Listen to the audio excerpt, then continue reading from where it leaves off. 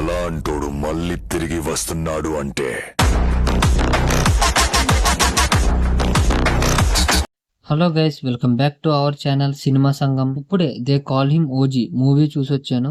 ఏంటి ఈ ఓజీ అంటే, ఓజస్ గంభీరా అనే గ్యాంగ్స్టర్ జపాన్ నుంచి బాంబేకి వచ్చి ముంబై అండర్ వరల్డ్ ని తిప్పివేస్తాడు. పవన్ కళ్యాణ్ గారి హీరోగా, ఇమ్రాన్ హష్మి గారు విలన్ గా వాళ్ళిద్దరు కలిస్తే స్క్రీన్ మొత్తం షేక్ అయిందా లేదా అనేది ఈ వీడియోలో చెప్తాను. సో వీడియోని ఎక్కడ స్కిప్ చేయకుండా లాస్ట్ వరకు చూడండి, ఎందుకంటే మూవీకి గ్రేడ్ ఇస్తాను కాబట్టి. స్టోరీ లైన్ ఏంటంటే, 1940లో జపాన్ లో యాకూజు సమురాయ్ వాళ్ళని అంతం చేస్తారు.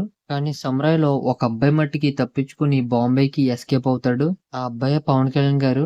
అక్కడ సత్యదాదా ప్రకాష్ రాజ్ గారితో జాయిన్ అయ్యి గ్యాంగ్స్టర్ అవుతారు. తర్వాత ఓమి ఎలా వచ్చారు, ఇంకా ఏం జరిగింది అనేది ఈ మూవీలో చూస్తాం. మూవీ చూసాక నాకేమనిపించిందంటే, డైరెక్టర్ సుజిత్ గారు పవన్ కళ్యాణ్ గారి స్క్రీన్ ప్రెజెన్స్ కి పెట్టిన కాన్సన్ట్రేషన్ స్టోరీకి కూడా పెట్టుంటే బాగుంది అనిపించింది. స్టోరీ ఎలా ఉందంటే, మనం పాత రివెంజ్ మూవీస్ లో చూసే ఉంటాం. ఇంకా అలా అన్ని రివెంజ్ మూవీస్ లో చిన్న చిన్న బిట్స్ ని తీసుకుని కాపీ కొట్టి మిక్స్ చేసి చేస్తే వచ్చిందే ఈ మూవీ స్టోరీ. డైరెక్టర్ సుజిత్ గారు నేను పవన్ కళ్యాణ్ గారి ఫ్యాన్ అని తెలియడం కోసం ప్రతి 10 నిమిషాలకి ఒక ఎలివేషన్ డైలాగ్ పెట్టి ఓజాస్ గంభీరా అని షార్ట్ పెట్టి ఇంక ఇదే రిపీట్ లో కొట్టారు. ఫ్యాన్స్ కి అయితే హై అనిపిస్తుంది, ఇంకా న్యూట్రల్ ఆడియన్స్ కి అయితే అంతేమి ఎక్కదు. ఓజీ హైప్ కొన్న కిక్ ఎక్కువే, కానీ స్క్రిప్ట్ కొన్న కిక్కే తక్కువ. సాహోకి దీనికి కనెక్షన్ పెట్టారు. అది ఎలా ఉందంటే, ఏదో ఫ్యాన్స్ ఎలాగో అడుగుతున్నారు కదా అని చెప్పి పెట్టాలనిపించి పెట్టినట్టు అనిపించింది. ప్లస్ పాయింట్స్ అయితే పవన్ కళ్యాణ్ గారి యాక్షన్ అయితే బాగుంది, వింటేజ్ వైబ్స్ అయితే కనపడి, తమన్ బీజం కూడా బాగుంది.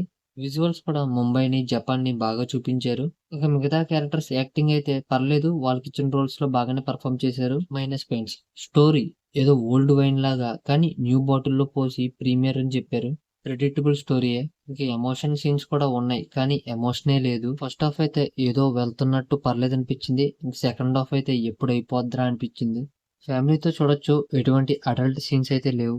మీరు పవన్ కళ్యాణ్ గారి ఫ్యాన్ అయితే ఇప్పుడే థియేటర్ కి టికెట్ బుక్ చేసుకుని వెళ్ళిపోండి.